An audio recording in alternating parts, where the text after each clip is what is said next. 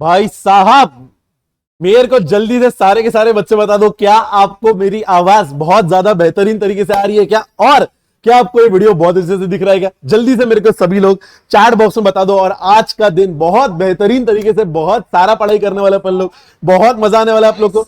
मेरे को जल्दी बोलो। एक नंबर, एक नंबर। आह, चलो। और आज का दिन, क्या बात है, क्या बात है भाई, एक नंबर, एक नंबर। मेरे को तो आवाज आ रही है, इधर भी आ रही है।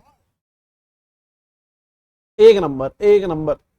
चलो, मेरे को जल्दी से सारे के सारे लोग जो जो चैट बॉक्स में है, फटक से मेरे को बता दो, क्या आपको आवाज अच्छे से आ रही है? क्या आपको स्क्रीन बेहतरीन तरीके से एकदम क्लियर है क्या? क्योंकि मैंने तो यार देखा, मेरे को तो बहुत बढ़िया तरीके से आ रहा है। जल्दी से बताओ सारे के सारे, come on guys, come on, quickly. बोलो भाई लोग, बोलो भाई लोग, बोलो भाई लोग। तो अपना ये लेक्चर जो है 2 चैनल पे स्ट्रीम हो रहा है। ओके, आ रही। Okay, great great. So hi guys, मेरा नाम है Aditya Sharma and I hope you people are doing absolutely amazing. तो यार मैं आपको बताना चाहूंगा कि पहले मैं आपको बता दूं कि हम लोग किस पर्पस के लिए मिले हैं। हुआ क्या है, पिछले एक दिन में, दैट इज 24 आवर्स में घमासान युद्ध करके यहां पे आए हैं। और उसके बाद मैं आपको बताने वाला हूं कि हम लोग क्या क्या करने वाले हैं। तो ध्यान से सुनना।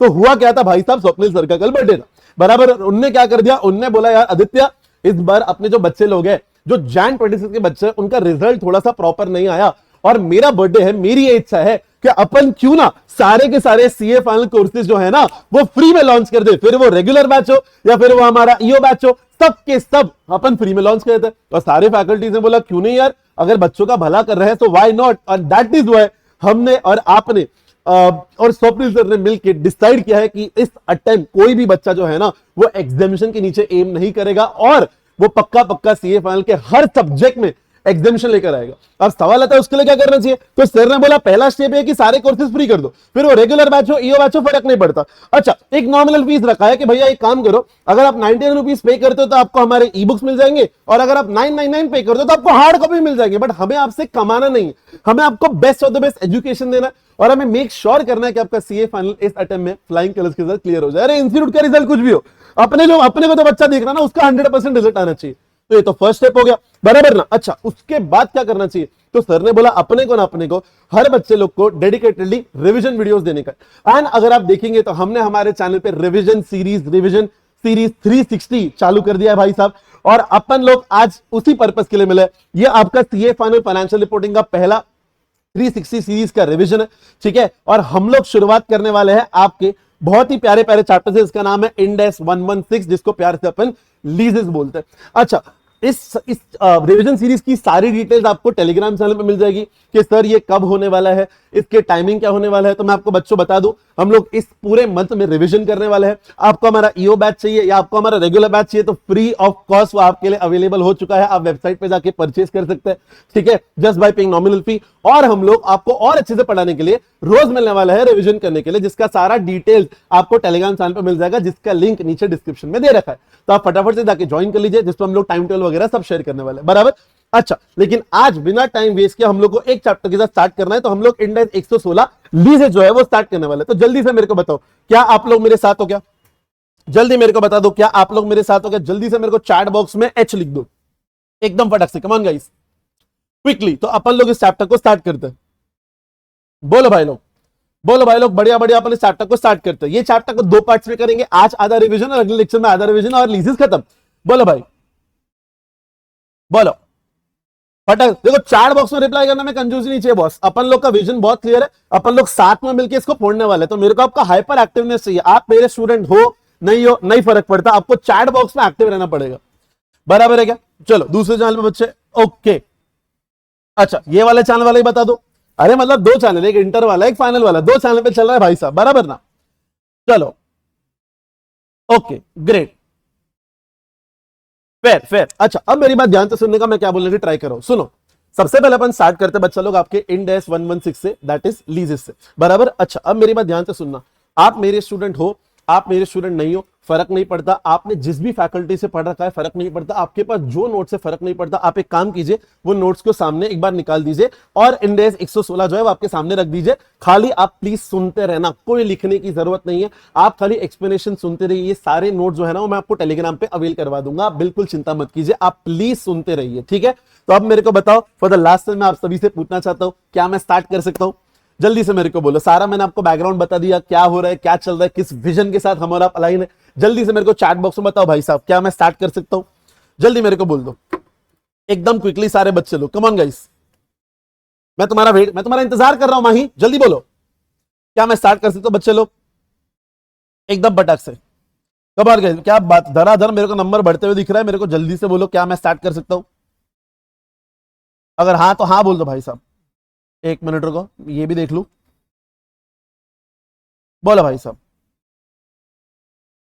इधर भी मैं चैट बॉक्स ओपन कर देता हूं, एक सेकंड रुक जाओ बच्चा लोग, लफड़ाइश नीचे।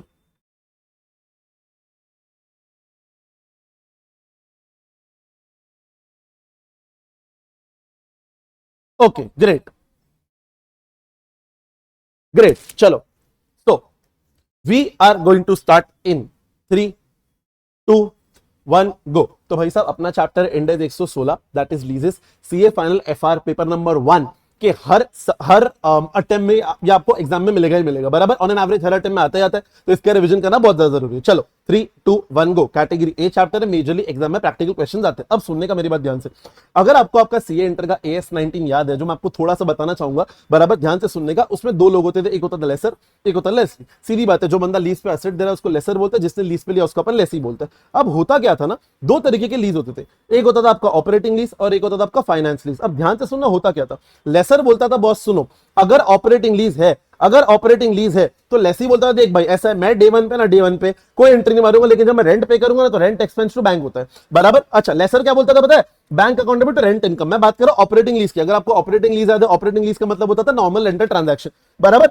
अच्छा फिर डेप्रिसिएशन ईयर एंड पे चार्ज नहीं करता था, बिकॉज ओनरशिप ट्रांसफर नहीं होता था, लेकिन ये ईयर एंड पे डेप्रिसिएशन चार्ज करता था, बराबर। अच्छा उसके बाद ध्यान से सुनना, लेकिन अगर बात करूं मैं फाइनेंस लीज तो अपन ऐसा बोलते थे लेसी को ओनरशिप ट्रांसफर हो चुका है, तो लेसी अपनी बुक्स में एंट्री मारता था, lease asset account debit to lease payable, books of accounts में एसेट रिकॉग्नाइज करता था। लेकिन जो अपना जो लेसर है वो बोलता था ठीक है कोई दिक्कत नहीं है, मैं एसेट को बाहर कर देता हूं और मैं बुक्स ऑफ अकाउंट्स में लीज रिसीवेबल क्रिएट करता था। सर आप AS 19 की बात कर रहे हो, आपको अभी 2 मिनट के अंदर समझेगा, ध्यान से सुनने का। अच्छा फिर सिंस लेसी अपनी बुक्स में लीज पेबल दिखाता था, तो वो बुक्स ऑफ अकाउंट्स में interest expense account debit to lease payable book करता था। मैं AS 19 की बात कर रहा हूं, और ये lease receivable account debit to interest income book करता था। अच्छा फिर ईयर एंड पे ये बोलता था लीज पेमेंट टू बैंक, और ये बोलता था bank account debit to lease rent. Sir ये तो AS 19 की बात हो गई ना, अपन तो इंड AS 116 पढ़ रहे हैं। अब उसकी बात अभी यहां पे क्यों कर रहे हो, ध्यान से सुनो मैं क्या बोल रहा हूं। इंड AS 116 जो है ना वो इसी का एक्सटेंशन है, मतलब लेसर के अकाउंटिंग में नो चेंज। ये मेजरली बच्चे यही भूल जाते हैं, बच्चों को लगता है मां कसम कुछ नया आ गया, अबे कुछ नहीं है। लेसर के अकाउंटिंग में नो चेंज, जो मैंने आपको ऊपर बताया, लेसर के अकाउंटिंग में नो चेंज वैसा का ऐसा ही रहेगा। बात होती है लेसी की अकाउंटिंग में। लेसी का अकाउंटिंग डायनामिकली चेंज हो चुका है, मतलब ध्यान से सुनने को, हुआ क्या था कि फॉर एग्जांपल AS 13 में ऐसा था कि मान लो अगर तुम्हारा लाइफ जो है वो 10 साल है, कितना 10 साल, तो होता क्या था कि अगर अपन ऐसा बोलते थे कि मेजर पार्ट के लिए किसी ने लीज पे लिया तो finance lease, otherwise operating lease, मतलब अगर 8 साल के लीज पे लिया ना तो फाइनेंस लीज, और 4 साल के तो ऑपरेटिंग लीज। अरे तो गलत है ना, क्यों गलत है, एक बात बताओ, लायबिलिटी तो ऑपरेटिंग हों दो, फाइनेंस हों दो, लायबिलिटी तो लायबिलिटी होता है। दोनों ही केस में अगर आप पे नहीं करोगे तो लेसर जो है वो एसेट आपका उठा के लेके जाएगा, and that is why Ind AS 116 में लेसी की बुक्स में देयर इज नो बाइफर्केशन। अरे आपको समझता क्या, ऑपरेटिंग फाइनेंस लीज करके बाइफर्केशन है ही नहीं। तो आपको पहला पॉइंट ये मद्देनजर रखना है कि जो ऑपरेटिंग और फाइनेंस लीज का बाइफर्केशन है ये लेसर के लिए सेम है, लेसी के लिए चेंज हो चुका है, खत्म। ये पहली चीज, ओके। अब ध्यान से सुनने का, इसका एग्जांपल बहुत ज्यादा जरूरी है, ध्यान से सुनना। एग्जांपल, फॉर एग्जांपल मान लो AS लिमिटेड करके एक लेसर है और क्रिस्टा लिमिटेड करके एक लेसी है, ध्यान से सुनना एग्जांपल, बराबर बहुत इंपॉर्टेंट है। किसकी बात कर रहे हो, लेसी की बात कर रहे हो, because Ind AS 116 majorly lessee के लिए चेंज हुआ है, ध्यान से सुनने का। AS लिमिटेड अगर लेसर और कृष्णा अगर लेसी है और लीज टर्म अगर 5 साल है तो lease payment 1 lakh per annum और डिस्काउंटिंग फैक्टर 10% दिया। तो सबसे पहले पता है आपको क्या करना है, आपको इस 1 लाख का प्रेजेंट वैल्यू निकालना है। क्या निकालना है, प्रेजेंट वैल्यू। अरे आपको समझते हैं मैंने क्या बोला। और उसके बाद ध्यान से सुनना, ये है सबसे ज्यादा इंपॉर्टेंट मालिक, ये है इंपॉर्टेंट। क्या इंपॉर्टेंट है सर, डे 1 पे आपको एक एंट्री मारना पड़ेगा। इधर सुनो मेरी बात, तुमसे बात कर रहा हूं मैं। डे 1 पे आपको एक एंट्री मारना पड़ेगा। क्या एंट्री मारोगे sir, ROU asset account debit to lease liability. क्या बोला मैंने? ROU asset account debit to lease liability आपको एंट्री मानना पड़ेगा लेसी की बुक्स में। इंड एस 116 की बात करूं मैं ऑन डे 1। अरे आपको समझता है कि मैंने क्या बोला? फिर ROU असेट जो है बुक्स ऑफ अकाउंट्स में असेट पैदा हो गया तो ईयर एंड पे आपको डेप्रिसिएशन चार्ज करना पड़ेगा over the tenure of lease. अरे आपको समझता क्या? और अगर मैं बात करूं किसकी लीज लायबिलिटी की, तो लीज लायबिलिटी एक फाइनेंशियल लायबिलिटी है और फाइनेंशियल लायबिलिटी है तो आपको लोन अमोर्टाइजेशन टेबल बनाना पड़ेगा। आपने फाइनेंशियल इंस्टीट्यूट में थोड़ा सा सीखा होगा, नहीं सीखा है तो मेरी बात सुनो। कैसे बनाएंगे? तो अपन बोलेंगे ईयर, बोलेंगे ओपनिंग, उसमें इंटरेस्ट चार्ज होगा, less repayment and then closing. Opening मतलब तुम्हारा जो फिगर अभी अपन ने जो प्रेजेंट वैल्यू निकाला वो, उस पर इंटरेस्ट चार्ज करेंगे तो देखो एंट्री होगा interest expense account debit to lease liability. अरे लायबिलिटी का वैल्यू बढ़ाना पड़ेगा बिकॉज इंटरेस्ट चार्ज करना है और उसका पेमेंट करेंगे तो अपन बोलेंगे लीज लायबिलिटी टू बैंक, खत्म। अरे आपको समझता है क्या मैंने क्या बोला? बराबर। तो ये बेसिक चीज आपको ये याद रखना है कि लेसर का अकाउंटिंग चेंज नहीं हुआ है, लेकिन लेसी के लिए इंड एज 116 ने कुछ नया बताया है कि डे 1 पे एंट्री मारना ROU asset account debit to lease liability, खत्म। अब मेरी बात सुनो, ये डेफिनेशन ऑफ लीज ठीक है, वो रेगुलर में अपन पढ़ लेते हैं, वो जरूरत नहीं है। एग्जेम्पशन फ्रॉम लीज, ये वाला ध्यान से सुनना मैं क्या बोला, सुनो। एग्जेम्पशन फ्रॉम लीज, ये देखो, अब आपको ये पता होना चाहिए कि दो चीजें लीज में कवर्ड नहीं है। ये देखो क्या बोला? दो चीजें लीज में कवर्ड नहीं है। एक शॉर्ट टर्म लीजेस, मतलब इंडेज 116 में दो चीजें कवर्ड नहीं, मतलब अगर लेसी भाई साहब आपने शॉर्ट टर्म लीज ले, मतलब a lease where the tenure is less than 12 months, अगर लेस देन 12 मंथ्स है तो कहा का प्रेजेंट वैल्यू। अरे आपको समझता है क्या? दूसरा lease of low value item, मतलब अगर आपने लो वैल्यू आइटम्स को लीज पे लिया है तो उसके ऊपर भी इंडेज 116 नहीं लगता है। अच्छा, लो मतलब कितना लो ना? This is a matter of professional judgement. For example तुम्हारे लिए iPhone 17 pro max low value item है, मेरे लिए आईफोन 70 प्रो मैक्स हाई वाले आइटम है। तू समझा क्या मैं क्या बोला? And that is why it is a matter of professional judgement. लेकिन अगर आपको लगता है कि लो वाले आइटम है तो भाई साहब उसको इंडेज 116 में अपन कवर नहीं करेंगे। Do you get that? अच्छा, खत्म। ओके, अब मेरी बात सुनने का ध्यान से सुनो। अब एक बार डेफिनेशन पढ़ने की बहुत ज्यादा जरूरत है, सुनने का। डेफिनेशन देखो, डेफिनेशन अपन ने रेगुलर बैच में पढ़ा तो बच्चों को अपने को जरूरत नहीं, लेकिन एक बार रीड कर लेता है, आगे से आगे काम आएगा। ये देखो ध्यान से सुनो, तुम ये नोट्स वोट्स का टेंशन लेने का ही नहीं। तुम्हारे पास जिस भी फैकल्टी का, अरे भाई फ्री में बैच लॉन्च कर दिया है, तुमको स्ट्रेस क्या है भाई? 90 रुपीज में तो सारे नोट्स के PDF मिल जाएंगे, तुम इतना स्ट्रेस नहीं मतलब, खाली तुम सुनते रहो भाई साहब। सुनो, देखो डेफिनेशन सुनो लीज का। ये देखो क्या लिखा है? Lease is a contract that conveys the right to control the use of an identified asset for a period of time in exchange of consideration. अब ये जो डेफिनेशन है, डेफिनेशन अपने को मगअप नहीं करना है, लेकिन इसमें दो पॉइंट्स है जिसको अपने को अच्छे से पढ़ना पड़ेगा। एक पॉइंट है राइट टू कंट्रोल और दूसरा पॉइंट है आइडेंटिफाइड असेट करके। देखो अब इसको अपन डिकोड करते हैं, मेरा बस ध्यान से सुनने का। पहले मेरे को बताओ, क्या तुम लोग मेरे साथ हो? क्या जल्दी बोलो। ये मैं ऐसा ना पूछते रहता है, ध्यान से सुनने का, मैं ऐसा पूछते रहता है, इससे क्या होता है मेरे को ऐसा पता चलता है कि तुम लोग मेरे साथ हो। अरे आपको समझता, मैं भाई तुम्हें प्रॉमिस करूं तुम मेरे साथ रहो, आज जैसे ही लेक्चर खत्म हो जाएगा तुम्हें लगेगा मां कसम आधा लीज हो गया। इतना इतना बढ़िया तरीके से कॉन्सेप्ट्स करा दूंगा ना, और LDR क्वेश्चन भी ऊपर ऊपर से मस्त करवा के भेजूंगा, और ये जो PDF है वो भी आपके लिए अवेलेबल करवा दूंगा। भाई ये अपने को नहीं कमाना, ये अटेम्प्ट करके बराबर बच्चों का भला करना है तो पूरी तरह करते हैं, बराबर नहीं कमाने पाने के लिए पूरा जिंदगी पढ़ाई कमाने के लिए अभी अपन पढ़ाई करते हैं। जल्दी बोलो, क्या तुम मेरे साथ हो? शर्त यह है तुम्हें मेरे साथ रहना पड़ेगा, मेरे को रिप्लाई करना पड़ेगा, बराबर? तो मेरे को समझ में आता है कि हाँ बच्चा अपने साथ है।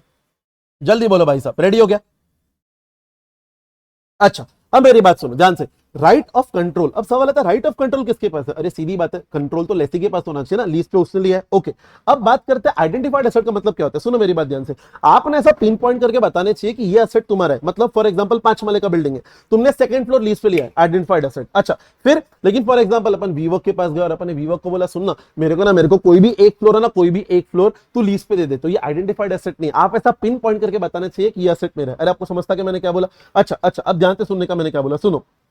अभी फॉर एग्जांपल मैं ऐसा क्लास में एग्जांपल लिया था कि देखो ध्यान से सुनो, अभी क्या हुआ, 7वें माले पे मेरे 4 बच्चे रहते हैं, एक क्रिश, एक अनन्या, एक रिया और एक आदित्य, मैं भी रहता है। हाँ, हमने क्या किया, हम चारों ने मिलकर ना ऐसे जियो का वर्क स्टेशन लगाया और हम चारों के पास उसका जियो का इंटरनेट है। अब जियो वाला क्या करता है पता है? बेस्ड ऑन रिक्वायरमेंट वो बिट्स जो स्पीड होता है उसको ट्रांसफर कर देता है, शिफ्ट कर देता है कि फॉर एग्जांपल अभी अनन्या को जरूरत है तो अनन्या को फटाफट इंटरनेट दे दो। अच्छा रिया को है तो रिया को दे दो, आदित्य को तो आदित्य को दे दो। अब ये जो वर्क स्टेशन है ना, ये मेरा नहीं है, रिया का नहीं है, कृष का नहीं है, अनन्या का नहीं है, तो किसका है? हम सबका है, तो आइडेंटिफाइड एसेट नहीं है। अरे आपको समझता है कि मैंने क्या बोला? लेकिन क्या होता है, अगर आप टॉप MNCs को देखो, टॉप MNCs मल्टीनेशनल कंपनी, तो वो लोग एक डेडिकेटेड लीज लाइन लगवाते हैं जिसको VPN बोलते हैं, वर्चुअल प्राइवेट नेटवर्क करके। वो लोग बोलते हैं भाई मेरे को कोई डिस्टर्बेंस नहीं चाहिए, मतलब ये वाला जो इंटरनेट है कहने से वो तो उनका ही है, मतलब बोलते हैं ये तो हमारा ही है, ये हमारा ही है, तो वो लोग ऐसा पिन पॉइंट करके बोलते हैं ये VPN हमारा है, तो उनके लिए वो आइडेंटिफाइड एसेट हो जाएगा, खत्म। अरे आपको समझता है कि मैंने क्या बोला? अच्छा अब ध्यान से सुनना, ये देखो फॉर एग्जाम्पल अभी जो एसपीसी है, एसपीसी आप ऐसा जाओगे ना बस पूरा में प्रेस्टीज पॉइंट पे,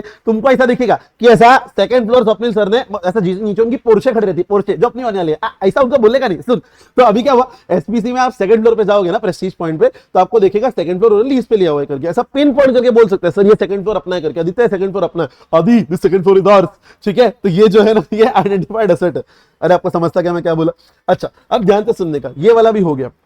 अब अगला पॉइंट आता है आपका लीज टर्म, ध्यान से सुनना। देखो मैं आपको क्या बोलने की ट्राई कर रहा हूँ, ये ना लीज चैप्टर बड़ा है, ठीक है, तो बच्चों को करने में बहुत दिक्कत आता है, तो मैं पता है क्या बोल रहा हूँ, फटाफट से आप कॉन्सेप्ट सुनते रहो, उसके बाद जब आप इसको करने बैठोगे ना, आपको लिटरली खाली क्वेश्चंस करने हैं और आपका काम बन जाएगा। आप कॉन्सेप्ट्स के लिए वीडियो देख लेना, बराबर। अच्छा दूसरा, अच्छा लगे तो प्लीज अपने दोस्तों को बताना कि हमने ये इनिशिएटिव स्टार्ट किया जहां हम लोग रेगुलर बैच और ईओ बैच हम फ्री में दे रहे, बराबर, खाली नॉमिनल चार्जेस ले रहे, ताकि बच्चे को ऐसा ना लगे कि यार हम उससे कुछ कमाने बैठे। एंड दूसरा हम लोग रिविजन वीडियोस भी लेके आ रहे हैं जिससे बच्चों का भला हो जाए। कोई रिकॉर्डेड कंटेंट नहीं डाल रहे, फ्रेश कंटेंट आपके लिए लाइव लेकर आए हैं बच्चा लोग। उसका रीजन बहुत सिंपल है कि इंस्टीट्यूट का रिजल्ट इस बार बहुत ज्यादा टफ आया था, so it's a statement by the institute कि यार जो चीज तुम अब तक करते रहे वो नहीं कर सकते, इसलिए अपने को कुछ नया करना पड़ेगा। अरे आपको समझता क्या सर, आप 100% क्वेश्चन डिस्कस करेंगे दीपक भाई, सारे इंपॉर्टेंट क्वेश्चन डिस्कस करूंगा। 100% नहीं कर पाऊंगा दीपक भाई, सारे इंपॉर्टेंट जो एग्जाम के लिए इंपॉर्टेंट है वो डिस्कस करके जाऊंगा, जिसको आप फिर बाद में वापस कर सकते हैं,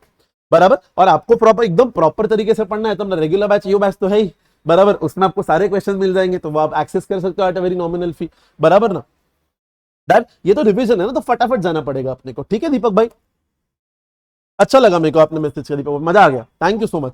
अच्छा ये अब सुनो मेरी बात ध्यान से, अभी ऐसे सब लोग ऐसे रिप्लाई करते रहो, मजा आ गया दीपक भाई। सुनो अब सुनो, अब बात करते हैं लीज टर्म क्या होता है। सुनो मेरी बात ध्यान से, अब लीज टर्म ना फॉर एग्जांपल देखो ऐसा है कि मान लो लीज टर्म 5 साल है और एक रिन्यूअल ऑप्शन अपने कॉन्ट्रैक्ट में कि चाहो तो रिन्यू कर सकते हो। अब देखो फर्स्ट 5 इयर्स ना लेसर ने बोला नॉन कैंसिलेबल, तो ये तो लीज टर्म है ही। अच्छा अब बात करते कि यार 3 साल का क्या, व्हाट अबाउट दिस 3 इयर्स। तो सुनो मेरी बात ध्यान से, डे 1 पे अगर लग रहा है तो क्या रिन्यू करने वाले हैं तो लीज टर्म 8 साल। अच्छा डे 1 पे लग रहा है रिन्यू नहीं करने वाले तो लीज टर्म 5 साल। आप बोलोगे सर आगे जाके चेंज हो गया तो आगे देखेंगे। अरे आपको समझता है कि अभी बात नहीं करने का। अच्छा दूसरा, मान लो लीज टर्म 10 साल है और एक ऑप्शन है कि तुम ना 8 साल के बाद चाहो तो टर्मिनेट कर सकते हो, तो कहने से 8 साल तक तो नहीं कर सकते, तो नॉन कैंसिलेबल पीरियड जो है ना वो तो 8 साल हो गया। अच्छा what about the 2 years, soon, on day 1 अगर लगता है कि अपन 8 साल के बाद कैंसिल करने वाले हैं तो lease term 8 years, on day 1 लगता है नहीं कैंसिल करने वाले तो लीज टर्म 10 इयर्स। अरे आपको समझता है कि मैंने क्या बोला सर आगे जाके चेंज हो गया, तो बेटा वो आगे जाके देखेंगे, बराबर। अब सुन, अब आगे आप फटाफट सुनते रहो, ये सारे कॉन्सेप्ट आपके मॉड्यूल में कवर्ड है, डोंट वरी। और अपने जिस भी फैकल्टी से पढ़ा रहेगा उन्होंने भी आपको पढ़ाया होगा, कोई दिक्कत नहीं है, ठीक है, आप खाली सुनते रहो। अच्छा उसके बाद सुनो, now there is something called as lease term for non consecutive period. इसका मतलब क्या होता है, मैंने आपको एग्जांपल दिया था कि फॉर एग्जांपल अभी बीसीसीआई जो है उन्हें वानखेड़े स्टेडियम जो है वो लीज पे लिया। वानखेड़े कल देखा रहेगा अपन ने, बीसीसीआई ने जो है क्या किया, 5 इयर्स के लिए वानखेड़े स्टेडियम लीज पे लिया और बीसीसीआई ने बोला कि देखो मई मार्च अप्रैल मई 3 महीना हम लोग ना आईपीएल करेंगे, आईपीएल, बराबर। तो अगले 5 साल के लिए, तो बच्चों लोग को पता है क्या लगता है, बच्चों लोग को लगता है लीज टर्म 5 साल है, बेटा लीज टर्म 5 साल नहीं है, लीज टर्म जो है ना 15 मंथ है। अरे आपको समझता है क्या, बिकॉज 3 मंथ्स के लिए लीज पे लिया for the next 5 years is 15 months. Am I very very clear? अच्छा खत्म। उसके बाद अब आता है तुम्हारा लीज पेमेंट। अच्छा लीज पेमेंट के अंदर क्या क्या आएगा, ध्यान से सुनने के, मैं क्या बोलने की ट्राई करो, सुनो। लीज पेमेंट सबसे पहले आता है फिक्स पेमेंट। अच्छा फिक्स पेमेंट मतलब फॉर एग्जांपल अभी देखो डे 1 पे आपके कॉन्ट्रैक्ट में ये लिख दिया हमने ईयर 1 2 3 4 5 ये तुम्हारे लीज पेमेंट्स है, बराबर। अच्छा इसका मतलब क्या, अरे इसका मतलब ना ये नहीं है कि फिक्स पेमेंट नहीं है, डे 1 पे फिक्स कर दिया ना ये फिक्स पेमेंट है, this will form part of your lease payment. अरे आपको समझता क्या बच्चा लोग? अच्छा फिर लीज पेमेंट का मतलब इन सब्सटेंस फिक्स पेमेंट भी होता है। अच्छा इसका मतलब क्या है, सुनो मेरी बात ध्यान से, देखो मैंने ना मशीनरी लीज पे लिया, लीज टर्म 5 साल है। अच्छा लीज रेंट पता है क्या है, डिपेंड्स ऑन यूजेज। इसका मतलब सुनो, देखो मैंने ऐसा डाल दिया कि अगर आप 0 से 10,000 यूनिट यूज करोगे तो 10 लाख, 10 से 15 यूज करोगे तो 15 लाख, और मोर देन 15,000 यूनिट प्रोडक्शन करोगे तो 25 लाख। तो please understand depends on usage है, लेकिन कहने से तूने कुछ भी यूज अगर नहीं किया तो भी 10 लाख तो देना ही पड़ेगा, कुछ भी यूज नहीं किया 10 लाख देना ही पड़ेगा। तो इन सब्सटेंस फिक्स लीज पेमेंट जो है वो 10 लाख है। अरे आपको समझता है क्या? लेकिन सर आगे जाके फॉर एग्जाम्पल हमने फॉर एग्जाम्पल एक्सेस प्रोडक्शन कर दिया, तो मतलब मान लो हमने 15,000 का प्रोडक्शन कर दिया, 15,000, तो क्या करने का? तो सुन मेरी बात ध्यान से, 10 लाख तो फिक्स है, तो वो तो डे 1 का जब अकाउंटिंग करें उसको कंसिडर करेंगे, और जो एक्सेस है एक्सेस वो वेरिएबल है। अरे आपको समझता है वेरिएबल है, मतलब एट द एंड मान ले पेमेंट अगर 15 लाख है, 15 लाख, तो एक्सेस 5 लाख के लिए पेमेंट जो है वो वेरिएबल पेमेंट है, उसके लिए जनरल एंट्री मानेंगे, PNL account debit to bank 5 lakh. अरे आपको समझता क्या मैंने क्या बोला, जल्दी बोलो, क्या यहां तक सब लोग मेरे साथ है क्या? यहां तक सब लोग मेरे साथ है क्या? अब आगे सुनो भाई लोग, मेरे को जल्दी से बताओ, इज एवरीबॉडी विथ मी, बराबर, ऑल गुड? हाँ, अगर मेरे साथ तो बोलो मैं आगे जाता है, बोलो भाई साहब जल्दी से इतना तो तुम मेरे लिए कर ही सकते हो, है ना। बढ़िया सा वीडियो को लाइक कर देना, चैनल को सब्सक्राइब कर देना, और अच्छा लगे तो दोस्तों को भी बोलना कि आजा यार देख ले, फ्रेश रिवीजन वीडियो उधर है। और अपन इस अपना जो वैलिड अटेम्प्ट है May 26 September 26 उसके लिए आ रहे हैं, ताकि अपन लोग वो गलती ना करें जो प्रीवियस स्टूडेंट्स ने की, और जो प्रीवियसली बच्चों से हो गई, एंड अपन मेक श्योर करें कि अपन सीए फाइनल इसी अटेम्प्ट में क्लियर कर दे, उस लेवल की पढ़ाई कर रहे हैं, बराबर। सो अगला कॉन्सेप्ट आता है आपके लिए लीज इंसेंटिव। अब लीज इंसेंटिव क्या होता है? फॉर एग्जांपल मान लो lease incentive like a cashback, मतलब जो लेसर जो है ना लेसी को देता है। तुम बोलोगे सर वो ऐसा क्यों करेगा? अरे फॉर एग्जांपल अगर ना मान लो कि जैसे कि मेरा एक बच्चा है क्रिश करके, वो लेसी है, वो ना फ्लैट सीख कर रहा है, उसके बाद 3 ऑप्शन है, एक वो उदय का फ्लैट देख सकता है, एक मेरा देख सकता है, और एक अनन्या का देख सकता है, एक ही बिल्डिंग में 3 फ्लैट खाली है करके, बराबर। अब मैं चाहता हूं मैं उसको इंड्यूस करने के लिए कि तू एक काम कर, तू मेरा फ्लैट लीज पे ले ले, मैं उसको बोलूंगा सुन मैं तेरे को 20,000 का लीज इंसेंटिव देता हूं, लेकिन लीज रेंट जो है वो 1 लाख होगा।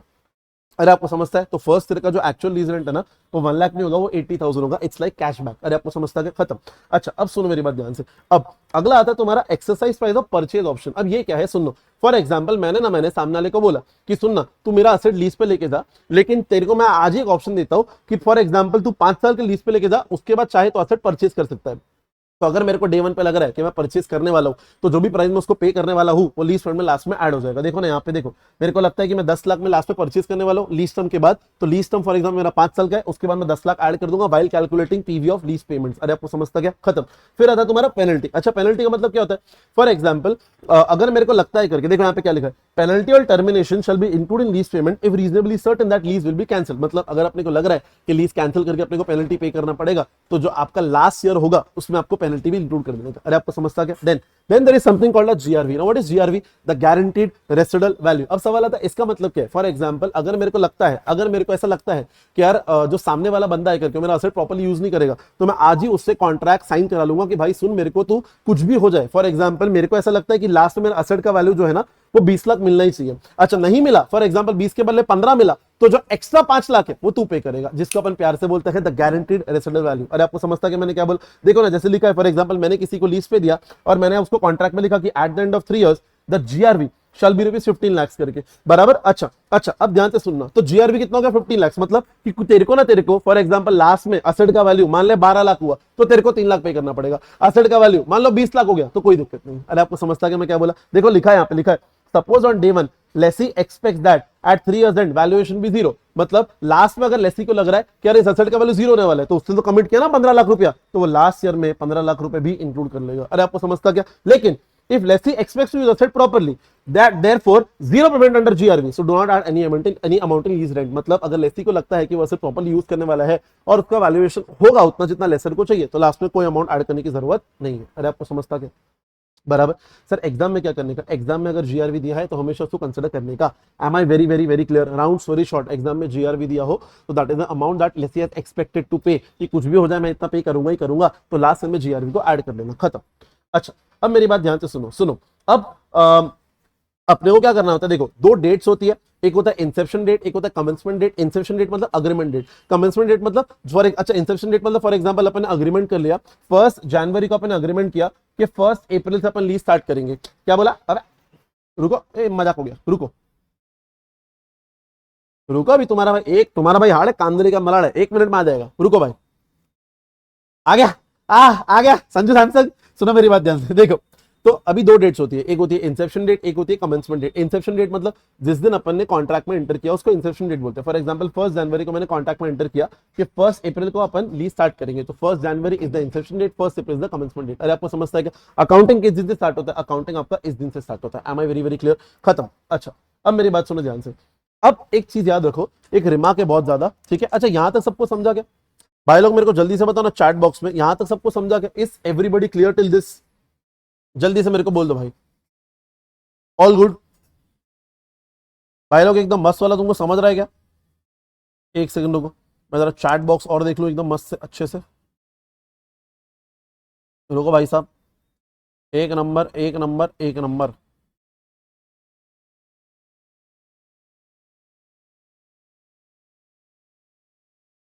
मजा आ गया, ग्रेट, वेरी गुड। अब मेरी बात सुनो, गुड गुड गुड। अच्छा अब मेरी बात सुनो ध्यान से। अच्छा ऐसा हर बार जरूरी नहीं है कि every time RO lease liability जो है ना वो सेम रहेगा। देखो फॉर एग्जांपल अगर आप अपना थियरी बुक पे चलते हैं, ये देखो यहाँ पे एक मस्त वाली चीज लिखी है, ध्यान से सुनने का बच्चा लोग सुनो। फटाफट सुनो, एकदम फटाफट, जल्दी जल्दी जल्दी। किधर गया यार, ये किधर गया? हाँ, ये देखो ध्यान से सुनो। अब फॉर एग्जाम्पल कि आप ना, आप ऐसा हर बार जरूरी नहीं होगा कि आरओ एसेट और लीज लाइबिलिटी जो है ना वो सेम होने वाला है। मतलब क्या, सुनो, फॉर एग्जाम्पल जब आप present value of lease rental निकालते हो, वो तो आप लोगे, लेकिन अच्छा वो तो आप लोगे तो वो तो लीज लाइबिलिटी का सॉर्ट हो गया। कभी कभार आरओ एसेट जो है ना उसमें और भी चीजें लेनी होती है। मतलब for example payment made before commencement date, for example commencement आपका 1 अप्रैल है, उसके पहले अपन ने कोई टोकन अमाउंट भर दिया, टोकन अमाउंट बराबर, फॉर एग्जांपल 10,000 का टोकन अमाउंट भर दिया। अब लीज लाइबिलिटी क्या होता है, present value of future lease payments, token amount तो पहले भर दिया तो आरओ एसेट में ऐड हो जाएगा। अरे आपको समझता है क्या? अच्छा, उसके बाद लेस लीज इंसेंटिव, अब ये क्या होता है, फॉर एग्जांपल कमेंसमेंट के पहले लीज इंसेंटिव मिल गया, अब लीज लाइबिलिटी क्या होता है, present value of future lease payment, ये तो पहले मिल गया तो लेस कर देंगे। अच्छा, फिर add any initial direct cost, for example अपन ने क्या किया, लीज चालू होने के पहले कुछ इंस्टॉलेशन एक्सपेंडिचर इंक्रीज इनकर कर दिया। अब present value of future lease payment जो है वो तो कमेंसमेंट डेट पे स्टार्ट होगा, ये तो पहले इनकर हो गया तो ऐड हो जाएगा आरओ एसेट में। अरे आपको समझता है क्या? और अगर आपको इंड AS 16 थोड़ा थोड़ा पता होगा तो उसमें अपन present value of site restoration जो है वो ऐड करता है, तो वो अपने फॉर एग्जांपल कमेंसमेंट के पहले कर दिया। अरे कमेंसमेंट अभी अपने को इंसेप्शन पे पता है कि अपने को आगे जाके साइट जो है ना उसको नॉर्मल करना पड़ेगा, उसको ठीक करके देना पड़ेगा, तो अपन क्या करेंगे, अपन आरओ एसेट में ऐड कर देंगे। अरे आपको समझता है कि मैंने क्या बोला? अच्छा, अब मेरी बात ध्यान से सुनने का, ध्यान से सुनो सुनो सुनो सुनो, एक मस्त वाली बात मेरे को बताने का। ये देखो, ये देखो कैसे बताऊं मैं, हाँ ये देखो, इधर इंपॉर्टेंट बात, यहाँ पे बच्चा मेरे को एक चीज पूछता है, ध्यान से सुनना। बच्चा मेरे को बोलता है सर एक बात बताओ, वो जो present value of site restoration है वो तो फ्यूचर में पे करना है ना, तो कायदे से वो तो लीज लाइबिलिटी में ऐड होना चाहिए। बिकॉज आपने क्या बोला कि सर कमेंसमेंट डेट के बाद जो पेमेंट्स होते हैं लीज लाइबिलिटी में आते हैं, बराबर, तो सर साइट रिस्टोरेशन जो तो बाद में होगा तो लीज लाइबिलिटी में आना चाहिए। आपका बात एकदम बराबर है, पर ध्यान से सुनने का, वो लीज लाइबिलिटी अलग है, प्रोविजन फॉर डीकमिशनिंग का अलग से अपन प्रोविजन करते हैं। अरे आपको समझता है कि मैंने क्या बोला, उसका अपन अलग से प्रोविजन करते हैं, उसको लीज लाइबिलिटी में ऐड नहीं करते। तुमको प्रोविजन फॉर एग्जांपल तुम्हारा जो इंड AS 37 है वो बोलता है अलग से प्रोविजन क्रिएट करने का, आप लीज लाइबिलिटी में ऐड नहीं कर सकते। अरे आपको समझता है कि एंड दैट इज व्हाई अपन इधर आरओ एसेट में ऐड करते हैं। Am I very very very clear? तो ये बात प्लीज ध्यान रखना, बहुत इंपॉर्टेंट बात है, करके अलग से प्रोविजन क्रिएट करना पड़ेगा, लीज लाइबिलिटी में ऐड नहीं करेंगे, खत्म। अच्छा, अब ये तो इनिशियल रिकॉग्निशन की कहानी हो गई। अब बात करते हैं सब्सिक्वेंट रिकॉग्निशन की। अच्छा, सब्सिक्वेंट रिकॉग्निशन की बात करें, मतलब लीज लाइबिलिटी के लिए सीधी बात है अपन लैड बनाएंगे, लोन अमोर्टाइजेशन टेबल बनाएंगे। अच्छा, आरओ एसेट की बात करें तो सीधी बात है डेप्रिसिएशन चार्ज करेंगे। अच्छा, एक चीज याद रखना, आरओ एसेट के लिए या तो कॉस्ट मॉडल यूज करने का, तो रीवैल्यूएशन मॉडल यूज करने का, बट एग्जाम में हमेशा कॉस्ट मॉडल आता है। अरे आपको समझता है कि मैंने क्या बोला? डन। उसके बाद एक मस्त वाला अगर एलडीआर क्वेश्चन मिल जाए तो मजा आ जाए। हाँ, अब ध्यान से सुनो सुनो सुनो सुनो, ये सुनो ना, अब तक कोई एलडीआर क्वेश्चन आया नहीं, एलडीआर क्वेश्चन तुमको कराऊंगा, तुमको जिंदगी का आनंद आ जाएगा, ध्यान से सुनने का। नहीं नहीं नहीं, अभी तक कोई एलडीआर नहीं आया, कोई एलडीआर नहीं आया, एक number, very good very good very good, चलो ग्रेट ग्रेट ग्रेट।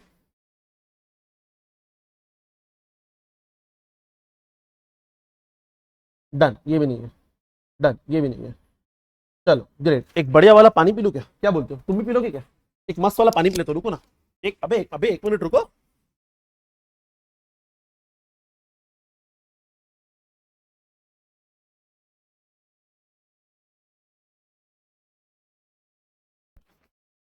हाँ, अरे तुम जाओ मत किधर, ये देखो ध्यान से सुनो सुनो, अब देखो मैं क्या बोलने की ट्राई करो, सुनो। अगला कॉन्सेप्ट तुम्हारा आता है variable lease payment that depends on index और रेट करके। अब ये क्या है, ध्यान से सुनना, एकदम ध्यान से सुनना, मैं क्या बोलने की ट्राई करूं, सुनो। फॉर एग्जाम्पल एक मैं लेसी है और अपना जो भाई है क्रिश करके, अपना स्टूडेंट है करके, प्यारा बच्चा करके, ठीक है, क्रिश तो देख रहा है, वर्ल्ड वाइड तो फेमस हो रहा है, एक नंबर करके, ठीक है, ध्यान से सुनना, थैंक यू सो मच। हाँ, तो सुनो, अभी फॉर एग्जांपल मैं लेसर, अपना क्रिश करके बच्चा है वो लेसर है करके, बराबर, एक लीज पेमेंट है 10 लाख करके, बराबर। अच्छा, डिस्काउंटिंग फैक्टर भी दे रखा है। अब सुनो, अपना जो क्रिश है ना, शाणा का हुआ, उसने पता क्या किया, उसने एक इंक्रीमेंटल क्लॉज लगाया। क्या इंक्रीमेंटल क्लॉज लगाया? बोलता है sir at the end of second year ना मैं लीज पेमेंट इंक्रीज करेगा based on CPI index, consumer price index के हिसाब से मैं लीज पेमेंट इंक्रीज करेगा। मतलब फॉर एग्जांपल मान लो आज सीपीआई 100 है, बराबर, आज सीपीआई 100 है और आज के हिसाब से लीज रेंट 10 लाख है, 2 साल बाद सीपीआई 120 हो जाएगा एग्जांपल, तो उसके हिसाब से मैं लीज रेंट बढ़ा देगा। अरे आपको समझता कि मैंने क्या बोला, ऐसा उसने मेरे को बोल दिया, कॉन्ट्रैक्ट में उसने मेरे को लिख दिया, बराबर। अच्छा, अब ध्यान से सुनने का, अब डे वन पे जो सीपीआई वो तो 100 है, बराबर, आज सीपीआई कंज्यूमर प्राइस इंडेक्स 100 है। अच्छा, आपको फ्यूचर सीपीआई एस्टिमेट करने की जरूरत नहीं है बच्चा लोग, बिकॉज आप ये वैसे भी नहीं कर पाओगे। अरे आपको समझता क्या, तो डे वन पे पता है क्या करने का, ध्यान से सुनो, बहुत इंपॉर्टेंट, अब इंपॉर्टेंट कॉन्सेप्ट चलने वाला है, ध्यान से सुनने का, एकदम ध्यान से, इंपॉर्टेंट है। डे वन पे आप भूल जाओ कि ऐसा कोई क्लॉज है। क्या बोला? डे वन पे भूल जाओ कि ऐसा कोई क्लॉज है, बिकॉज आप सीपीआई एस्टिमेट ही नहीं कर पाओगे, तो आप बोलोगे ईयर 1 2 3 4 5। बराबर। जो कैश फ्लो है 10 लाख, आप बोलोगे उतना ही रहेगा, बराबर। अपने को पता ही नहीं कि सीपीआई वगैरह चेंज होने वाला है, तो भूल जाओ कि सीपीआई चेंज होने वाला है, कैश फ्लो 10 लाख ही रहने वाला है। आप उसका पीवी निकालो और जर्नल एंट्री मार दो। अरे आपको समझता क्या मैंने क्या बोला? अरे आपको समझता क्या? अच्छा अब ध्यान से सुनने का। ईयर 1 एंड पे डेप्रीसिएशन चार्ज करो, ईयर 2 एंड पे डेप्रीसिएशन चार्ज करो, बराबर। लेकिन जब लैट बनाने की बारी आएगी, ध्यान से सुनना, ईयर 1 एंड तक तो बना देंगे, लेकिन ईयर 2 का जो लीज पेमेंट है ना, ईयर 2 का लीज पेमेंट वो 10 लाख नहीं होगा भाई, बिकॉज उसने इंक्रीमेंटल क्लॉज डाला था। उसने बोला था कि ईयर 2 के एंड में मैं एक इंक्रीमेंटल क्लॉज डालने वाला हूं और मैं तेरे से एक्सेस रेंट लेगा बेस्ड ऑन सीपीआई चेंज। अब ध्यान से सुनने का, ईयर 1 का तो सब बराबर बन गया, कोई दिक्कत नहीं, ये आपको आता है, मेरे को ही पता है करके, बराबर ना। ओपनिंग बैलेंस में इंटरेस्ट चार्ज करने का, रीपेमेंट करने का, क्लोजिंग बैलेंस आ जाएगा, वो ठीक है। लेकिन ये वाली बात ध्यान से सुनने का, मैं क्या बोला सुनो। ईयर 2 पे जब मैं आया तो मैं तो 10 लाख पे करना चाह रहा था, वो बोलता है ना ना ना ना नहीं चलेगा, बराबर। इसका मतलब क्या? उसने बोला देख, लेट अस से at the end of year 2 the actual CPI 110, मतलब मेरे को पता है वो क्या बोल रहा है। बोलता है सुन, जब 100 रुपए सीपीआई था ना तो मैंने तेरे से 10 लाख लिया था, आज सीपीआई 110 हो चुका है, 110, तो मैं तेरे से 10 लाख नहीं लूंगा, मैं तेरे से 11 लाख लूंगा। कितना लूंगा? 11 लाख। कितना? 11 लाख। तो यहाँ पे कितना आ जाएगा पता है? 11 लाख करके अकॉर्डिंगली तुम्हारा क्लोजिंग बैलेंस आ जाएगा। अब दिक्कत ये है बच्चा लोग, दिक्कत ये है कि जब आपने आरओई एसेट और लीज लाइबिलिटी बनाया था, आपने ये सोच के बनाया था कि हर साल 10 लाख ही आने वाला है, बराबर। लेकिन यहाँ पे 11 लाख हो गया तो आपके बैलेंसेस जो है वो अफेक्ट हो जाएंगे। दैट इज वाई सुनो मेरी बात, ईयर 2 का इंटरेस्ट और लीज लाइबिलिटी तो आप कर ही दोगे। अब आपका लीज लाइबिलिटी का बैलेंस आपको चेंज करना पड़ेगा। मतलब अब ध्यान से सुनना, आप बोलोगे देख ईयर 2 के एंड में व्हाट इज द बैलेंस, तो अपन बोलेंगे आरओ एसेट का ये बैलेंस है, opening balance minus 2 years depreciation. अच्छा लीज लाइबिलिटी का कितना बैलेंस है? वो ये रहा 2386852 करके, बराबर, एकदम बराबर है सर, कोई दिक्कत नहीं। अब पता है क्या करना पड़ेगा? अपने बैलेंसेस जो है ना वो चेंज हो जाएंगे। क्यों चेंज? असल अगर अपन लैट को कंटिन्यू करते ना, लास्ट में टैली नहीं होता। क्यों टैली नहीं होता? बिकॉज अपन ने लैट वो सोच के बनाया था कि हर साल 10 लाख होने वाला है, लेकिन अब बीच में आके 11 लाख कर दिया, तो अपने को क्या करना पड़ेगा? फिगर्स चेंज करने पड़ेंगे। तो अपन पता है क्या बोलेंगे? अपन बोलेंगे देख बिफोर मेजरमेंट ये फिगर है आरए लीज लाइबिलिटी का, बराबर। अब देख क्या होगा, सुन, ये तेरा ओल्ड लीज लाइबिलिटी है, मैं ना नया लीज लाइबिलिटी वर्किंग नोट के द्वारा कैलकुलेट करूंगा। मतलब क्या? मतलब मैं बोलूंगा देख भाई सुन, नीचे आऊंगा, नीचे आऊंगा, नीचे आऊंगा, नीचे आऊंगा, नीचे आऊंगा, अरे आना किधर है?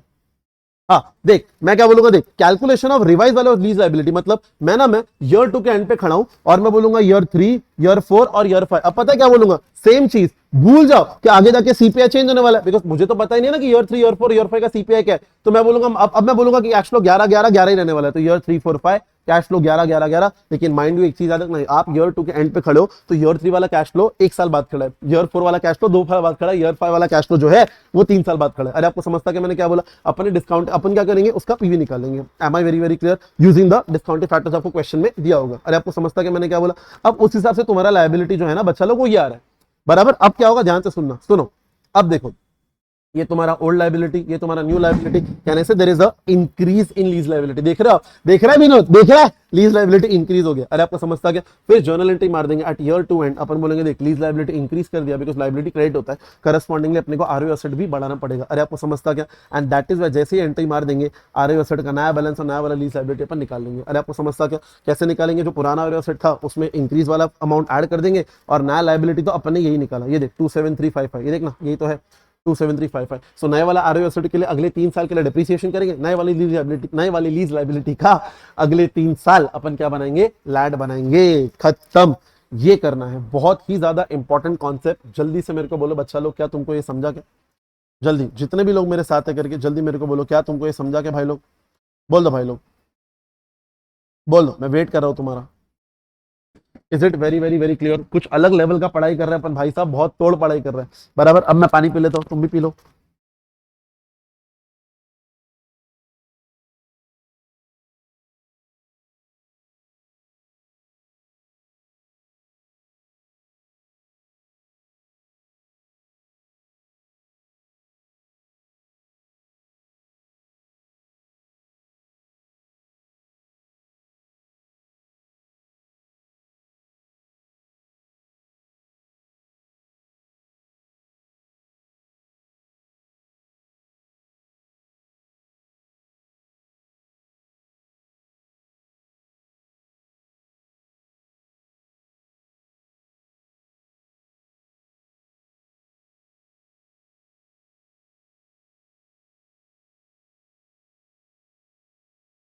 ओके, अब मेरी बात सुनो ध्यान से भाई लोग, तुम्हें से थकने का नहीं, थकना अलाउड नहीं, अपना एग्जाम है थोड़े दिन बाद, बराबर है क्या? अब ध्यान से सुनो, अब ये हो गया variable lease payment that is link to CPI.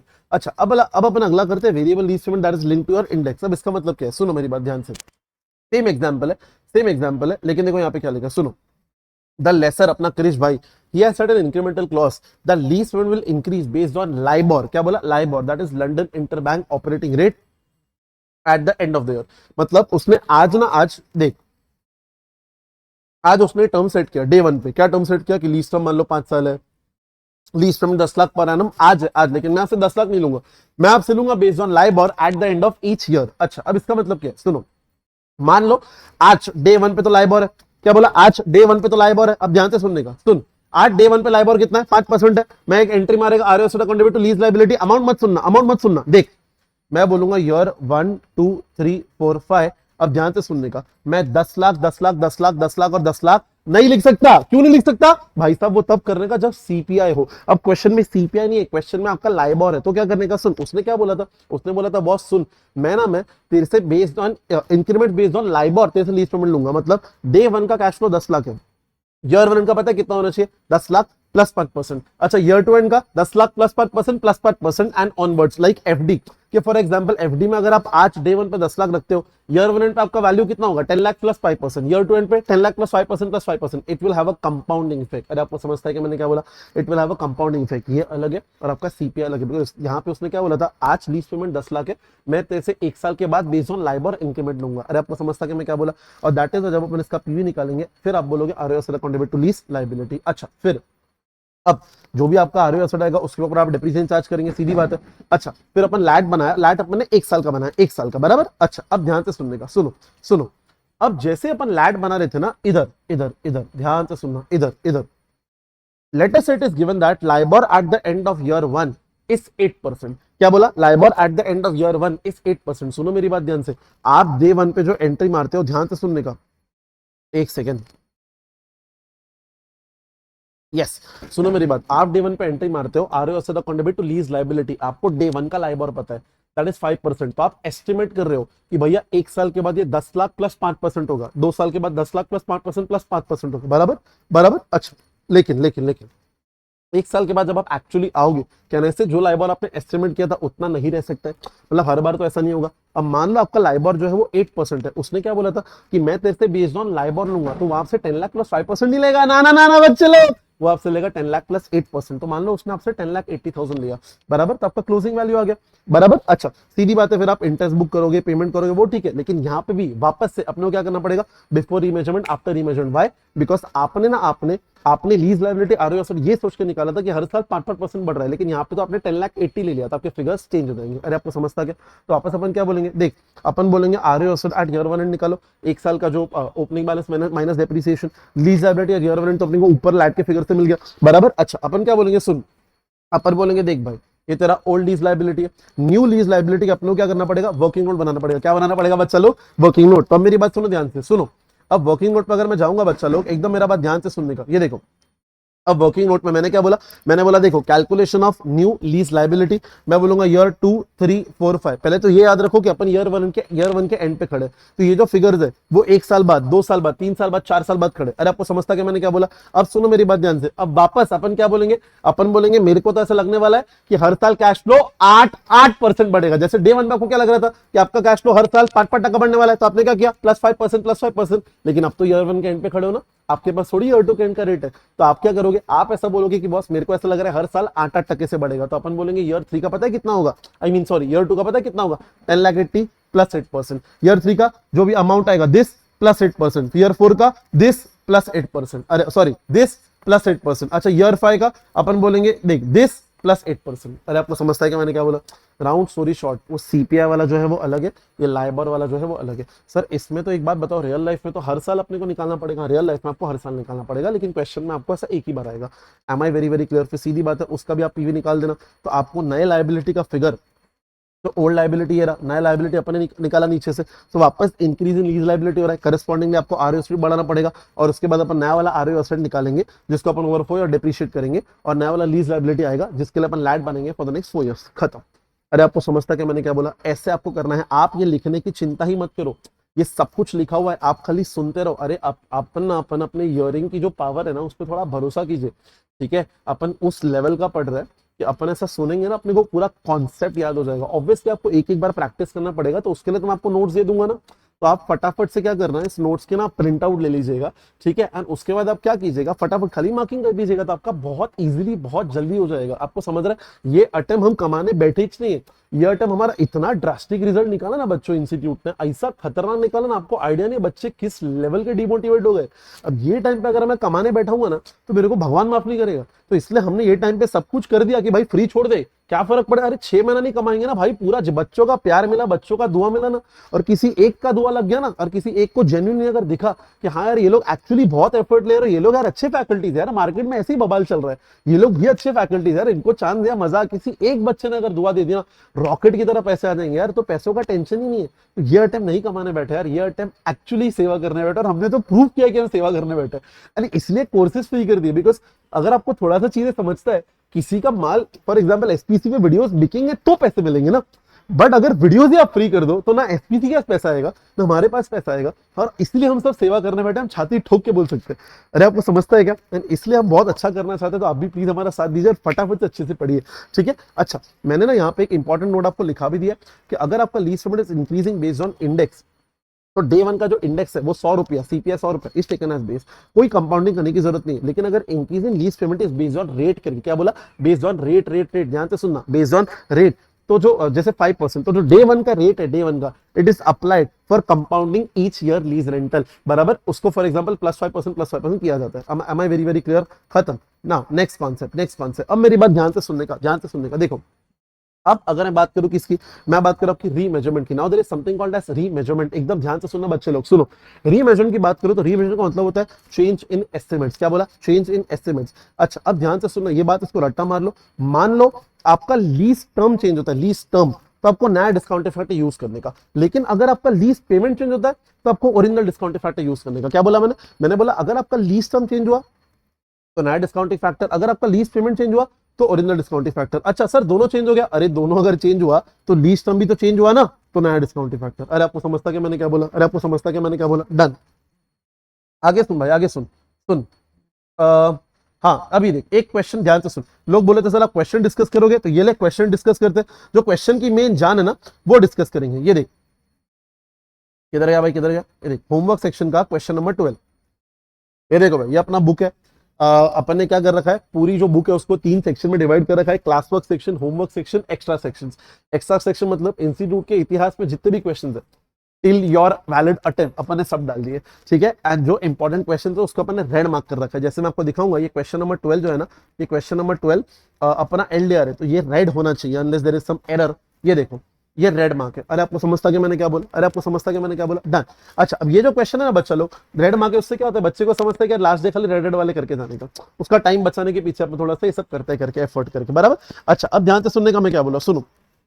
अब ये वाला क्वेश्चन नंबर 12 जो है करके, इसमें मेन चीज क्या है करके, ये रीमेजरमेंट के ऊपर क्वेश्चन है, बराबर, सीपीआई के ऊपर क्वेश्चन है। Exactly it is similar to the example we have done, लेकिन इसमें एक चीज ध्यान रखना करके, बच्चों को एक चीज पता होना चाहिए कि यहाँ पे इंस्टीट्यूट ने ये पकड़ा है कि the lease payments are made at the beginning of each year. अच्छा कैसे, यहाँ पे इंस्टीट्यूट ने एक हिंट दिया है करके, कौन सा हिंट, देखो ये वाला, यहाँ पे ना ऐसा लिखा है, payment due on 1/1/12 will be based on CPI available at 31 December 11 करके। तो इंस्टीट्यूट आपको बोल रहा है कि the payments are made at the beginning of each year करके। अरे आपको समझता क्या मैंने क्या बोला, इससे क्या होगा, इससे ये होगा मालिक कि जब आप वो RO asset to lease liability निकालोगे करके, तो आपको ईयर को बिगिनिंग लेना पड़ेगा। क्या लेना पड़ेगा, बिगिनिंग करके। अरे आपको समझता क्या मैंने क्या बोला, नॉर्मली आप क्या बोलते हो, आप ईयर एंड पे कैश फ्लो लेते हो, उसके बाद पीवी निकालते हो, यहाँ पे आपको बिगिनिंग लेना पड़ेगा। उससे क्या होगा, डे 1 का डिस्काउंट फैक्टर 1 हो जाएगा। बस एक ये चीज में डिफिकल्टी, बाकी पूरा सम केक वॉक है। अरे आपको समझता क्या मैंने क्या बोला, तो ये सम एक बार आप जरूर देख के जाइएगा, ठीक है। यहाँ पे मैंने सब कुछ लिख के रखा है करके, आप आराम से कल इसको देख के जाएगा, बट मेन चीज जो है वो याद रखिएगा, बराबर, जो मैं आपको बताते जाऊंगा। अच्छा, फिर आगे ये वाला, ये देखो, इसका समरी मैंने दे दिया है करके, इसका समरी, बराबर, तो वो भी आप देख लेना। उसके बाद रुको बता दो, हाँ कौन सा वाला क्वेश्चन, होमवर्क क्वेश्चन नंबर 24। ये देखो, अब इसके ऊपर आओ, मैं तुमको सम का जो मेन चीज है वो बताते जाऊँ। अरे इट्स अ रिविजन वीडियो ना, तो फटाफट जाना पड़ेगा। मैं आपको सम का मेन चीज बता पे जाऊंगा, जिसके बाद आप क्वेश्चन कर लोगे, आपका 5 मिनट में हो जाएगा, ठीक है। अब ये देखो, ये वाला क्वेश्चन, होमवर्क क्वेश्चन नंबर 24, ये वाला क्वेश्चन भी एलडीआर है, यहाँ पे मेरा मार्किंग था अभी हट गया, एलडीआर बट आप देख सकते हो रेड कलर में, बराबर। नाउ दिस क्वेश्चन, अब चलो this question is a combination of Ind AS 116 and Ind AS 21। Ind AS 21 आपका जो फॉरेन एक्सचेंज वाला कॉन्सेप्ट है उसका कॉम्बिनेशन, वो वाला स्टैंडर्ड और इंड AS 116 दोनों का एक कॉम्बिनेशन है, बराबर। अब इसमें क्या होता है, ध्यान से सुनना, इसमें ना आपको जो फिगर्स है वो डॉलर्स में दिए हुए, बराबर। तो अपन क्या करेंगे, सुन मेरी बात ध्यान से सुन, आपको ये चीज ध्यान रखने का, ये चीज, ये देखो, जो आपका आरओयू एसेट है ना, आरओयू एसेट वो एक नॉन मॉनेटरी एसेट है, उसको आपको हिस्टोरिकल रेट पे रखने का। लेकिन जो आपका लीज लायबिलिटी ये मॉनेटरी आइटम है, इसको आपको रीमेजर करने का क्लोजिंग रेट, और इंटरेस्ट जो है वो पीएनएल आइटम है, उसको कैलकुलेट करने का based on average rate. Sir इसका मतलब समझना है तो बेटा वो इंड AS 21 आएगा तब बात करेंगे, फिलहाल तो इसको याद करके जा। क्या याद करेगा कि आरओयू एसेट जो है नॉन मॉनेटरी आइटम है, keep at historical rate, lease liability जो है मॉनेटरी आइटम है, रीमेजर एट क्लोजिंग रेट, और तेरा जो इंटरेस्ट है पीएनएल आइटम है, तू उसको क्या कर, कैलकुलेट कर बेस्ड ऑन एवरेज रेट। अरे आपको समझता कि मैंने क्या बोला? अच्छा, उसके बाद क्या होगा, सुन ध्यान से, ये लैट इतना ज्यादा इंपॉर्टेंट है ना, मतलब तूने ये समझ लेना पूरा सम तेरे लिए केक हो गया। सुन, जब तू लैट बनाएगा ना, लैट ध्यान से सुनना भाई साहब जो काम करो सब छोड़ दो, खाली लैट सुन लो। लैट मान ले तेरा ओपनिंग फिगर है, बराबर। अब ओपनिंग फिगर को तो ओपनिंग एक्सचेंज रेट पे करेंगे, ठीक है, कर लिया। अच्छा, इंटरेस्ट अपन ने बोला पीएनएल आइटम है, तो एवरेज रेट पे आएगा, तो डॉलर्स में, तो पहले सबसे पहले इसके ऊपर डॉलर्स में चार्ज करेंगे, उसके बाद एवरेज रेट पे मल्टीप्लाई करेंगे तो अपने को फिगर आ जाएगा। अच्छा, रीपेमेंट ईयर एंड पे होता है, तो पहले ईयर एंड पे डॉलर्स में लिखेंगे, क्लोजिंग रेट पे आएगा, एंड क्योंकि ईयर एंड पे रीपेमेंट हो रहा है ना, उसके बाद आईएनआर में आएगा। अब ध्यान से सुनना बच्चे लोग, ध्यान से सुनना, इंपॉर्टेंट बात है, opening plus interest less repayment is equal to closing dollars में आ जाएगा। लेकिन अगर तुम ये वाला करोगे तो मैच नहीं होगा। मतलब अगर आप opening plus interest less repayment is equal to करोगे तो आपको ये अमाउंट नहीं आएगा। वापस से बोलता हूं, ये वाला क्लोजिंग अमाउंट है, बराबर, इट इज इन डॉलर्स, इसको भी आपको क्लोजिंग रेट के साथ मल्टीप्लाई करना पड़ेगा, तो आपको ये वाला अमाउंट आ जाएगा, बराबर। लेकिन अगर आप opening plus interest less treatment करोगे इज इक्वल टू ये वाला क्लोजिंग, मैच नहीं होगा। सर क्यों नहीं होगा? जानबूझ के नहीं होगा। सुनो मेरी बात ध्यान से, अपन दो चीज निकालेंगे, दो चीज, एक शुड बी लीज लायबिलिटी, मतलब इन तीनों को ऐड करते हो तो इतना फिगर आना चाहिए, बराबर। लेकिन एक्चुअली आ रहा है इतना 2482 तो इंक्रीज क्यों आ रहा है? इंक्रीज आ रहा है due to foreign exchange loss. क्या बोला? Due to foreign exchange loss, जो इंड AS 21 में अकाउंटिंग होगा। अरे आपको समझा? बाकी पूरा सम रद्द भी है, लेकिन ये वाला पॉइंट इतना ज्यादा इंपॉर्टेंट है ना जिसकी हद नहीं है। अपन बोलेंगे देख, जो अमाउंट आना चाहिए था वो शुड बी लीज लायबिलिटी, जो अमाउंट एक्चुअली आ रहा है बाय कन्वर्टिंग वो तेरा actual lease liability, and increase हो गया due to exchange loss, that should go to PNL as per Ind AS 21। अरे आपको समझता कि मैंने क्या बोला? अच्छा, कोई तुमको पूछेगा क्या जर्नल एंट्री बताओ ना, जर्नल एंट्री, तो अपन देख क्या बोलेंगे, अपन बोलेंगे देख लीज लायबिलिटी का वैल्यू बढ़ गया और डिफरेंस जो है, और जो डेबिट साइड है वो एक्सचेंज डिफरेंस हो जाएगा, that will go to PNL. Am I very clear? इसमें इंपॉर्टेंट बात क्या याद रखनी है, you need to prepare let first in dollars and then in INR. खत्म। मैंने क्या बोला? मैं आपके साथ क्वेश्चंस भी डिस्कस करूंगा। लोगों को लग रहा था कि रिवीजन मतलब खाली थ्योरी पढ़ा के भगा देंगे। अरे बॉस नहीं, it's literally a marathon in the shortest form ever. अरे आपको समझता गया? अभी ये तुमको समझ गया तो तुम जीनियस बच्चा है। मतलब अपना मैराथन चल रहा है in the shortest form ever, जिसको तुम पढ़ के एक बार पढ़ के खाली सम देख लोगे तुम्हारा काम बन जाएगा। अरे आपको समझता है कि इसलिए बहुत दिल से दरख्वास्त है कि अगर आपको लग रहा है कि हाँ सर आप मेहनत कर रहे हो तो प्लीज चैनल को जाके सब्सक्राइब करना, वीडियो एंड होने के बाद नीचे जाके कमेंट करना। आपका कमेंट हमारे लिए मोटिवेशन एक्ट करता है। मेरे चैनल को भी जाके सब्सक्राइब कर देना यार, सी आदित्य शर्मा टाइप करके तो आपको दिख जाएगा, है ना। एंड स्वप्निल सर के चैनल को भी सब्सक्राइब कीजिएगा, बिकॉज उन्हीं का इनिशिएटिव है, and I am very sure आपको बहुत मजा आएगा। डन। अच्छा, तो ये सम की जान थी, ये भी कर लिया। Okay, then there is something called as lease modification. अब लीज मॉडिफिकेशन क्या होता है, ध्यान से सुनने का। सुनो, देखो, लीज मॉडिफिकेशन और रीमेजरमेंट ना अलग अलग है बच्चों। क्यों अलग अलग है? देखो मैं बताता हूँ, सुनो ध्यान से सुनने का। Lease modification is different and remeasurement is different. By remeasurement का मतलब होता है चेंज इन एस्टिमेट्स। क्या बोला मैंने? Change in estimates. लेकिन मॉडिफिकेशन मतलब क्या होता है बताए? Change in plan, amendment. Sir हमें कैसे एग्जाम में समझेगा, मैं बताता हूँ। मॉडिफिकेशन में वर्ड अमेंडमेंट यूज किया जाता है। क्या बोला? मॉडिफिकेशन वर्ड अमेंडमेंट यूज किया जाता है। खत्म। अच्छा, अब मेरी बात सुनना, एकदम ध्यान से सुनना। इस बात को रट्टा मार लोगे ना, तुम्हारी जिंदगी भाई सुखी हो जाएगी। क्या? देख भाई, कितने टाइप से मॉडिफिकेशन होता है। या तो कंसिडरेशन इंक्रीज होगा, डिक्रीज होगा, या तो लीज सम इंक्रीज होगा, डिक्रीज होगा, या तो स्कोप इंक्रीज होगा, डिक्रीज होगा, बराबर। अब ध्यान से सुनना भाई, अगर आपका दिमाग थोड़ा भी चल रहा है, स्क्रीन पे आप देखोगे तो कुछ फिगर्स के यहाँ पे मैंने बॉक्स बना रखा है, कुछ फिगर्स के यहाँ पे मैंने सर्कल बना के रखा है। मतलब सुन। अच्छा, स्कोप का मतलब क्या होता है? फॉर एग्जाम्पल मैंने क्या किया, एक एक्स्ट्रा फ्लोर लीज पे ले लिया, बराबर। आगे जाके जैसे डे 1 पे मैंने 2 फ्लोर लिया था, आगे जाके 3 फ्लोर ले लिया, या फिर डे 1 पे मेरे पास 2 फ्लोर था, आगे जाके वो 1 फ्लोर कर दिया, बराबर। अच्छा, अब ध्यान से सुनना, या तो लीस्ट पेमेंट बढ़ेगा या घटेगा, या तो लीस्ट टर्म बढ़ेगा या घटेगा, या तो स्कोप बढ़ेगा या घटेगा। याद रखना, रीमेजर्ड मतलब चेंज इन एस्टिमेट्स होता है, मॉडिफिकेशन मतलब चेंज इन एक्चुअल प्लान होता है, अमेंडमेंट होता है अमेंडमेंट। सर हमें एग्जाम में कैसे समझेगा, क्वेश्चन में clear cut amend word use किया होगा, मतलब वो मॉडिफिकेशन है। अरे आपको समझता क्या बच्चा लोग, मैं क्या बोला, एक नंबर, मस्त बोला सर, मस्त बोला। अब सुन मेरी बात ध्यान से, जो रेड रेड बॉक्स है ना, रेड रेड बॉक्स, उसका अकाउंटिंग सेम एज रीमेजरमेंट है।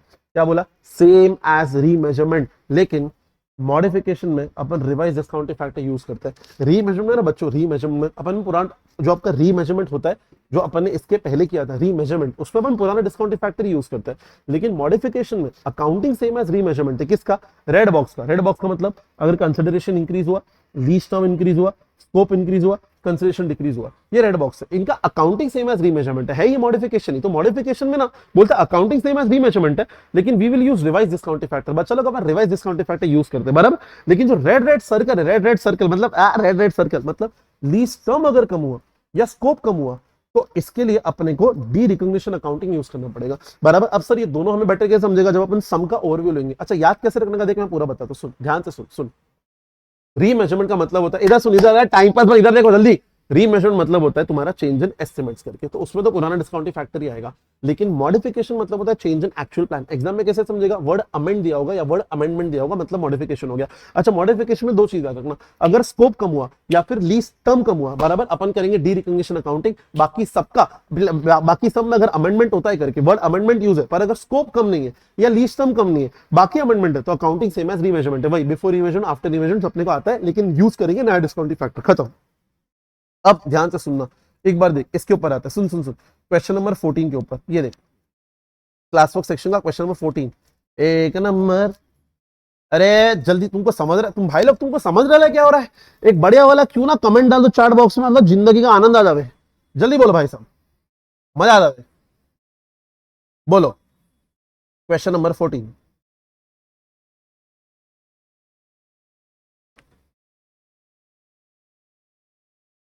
किधर गया किधर गया किधर गया किधर गया, ये देखो।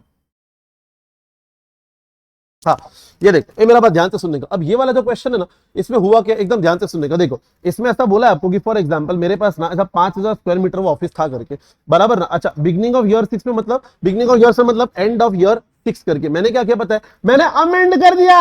आइला आइला अमेंड अमेंड, अरे अमेंड मतलब मॉडिफिकेशन करके। अरे आपको समझता है क्या, अमेंड कर दिया। मैंने क्या बोला पता है, मैंने लीज टर्म बढ़ा दिया। बेटा मैंने लीज टर्म बढ़ा दिया, लीज टर्म जाके चेक कर, जाके चेक कर, जाके चेक कर। देख अगर स्कोप कम होता या लीज टर्म कम होता ना, तो फिर अपन बोलते कि डी रिकॉग्निशन करना है। बाकी इसका काउंटिंग तो सेम एज रीमेजरमेंट है, भाई before remeasurement after exactly same.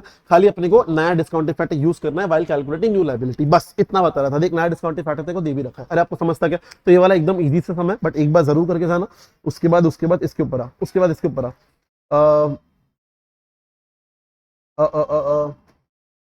रुक,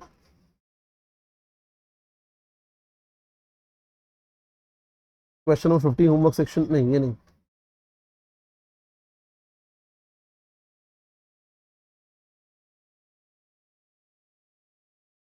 हाँ ये वाला क्वेश्चन एक नंबर, क्वेश्चन नंबर 17, जबरदस्त क्वेश्चन है।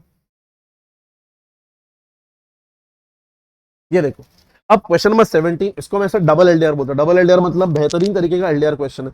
अब ये वाला क्वेश्चन अगर आप देखोगे ना, तो इसमें क्या हुआ, देखो ध्यान से सुनो। अब इसमें क्या हुआ, देखो मैं आपके साथ डिस्कस करता हूँ, ध्यान से सुनने का। Lessee enters into 10 year lease for 2000 square metre office space वगैरह बोला है आपको, एनुअल लीज वगैरह दे रखा है करके। लेकिन इसमें ना, इसमें ऐसा बोला है करके कि हमने क्या किया, बिगिनिंग ऑफ ईयर 6 मतलब एंड ऑफ ईयर 5 हमने अमेंड किया। अमेंड मतलब मॉडिफिकेशन। अब इधर दो अमेंडमेंट्स है, पहला include additional 1500 square metre of space, मतलब हमने स्कोप बढ़ा दिया। स्कोप बढ़ा दिया, चेक करो मैंने आपको क्या बोला था, स्कोप कम हुआ या लीज टर्म कम हुआ तो डी रिकॉग्निशन करना है। यहाँ पे तो स्कोप बढ़ा है तो रीमेजरमेंट करना पड़ेगा।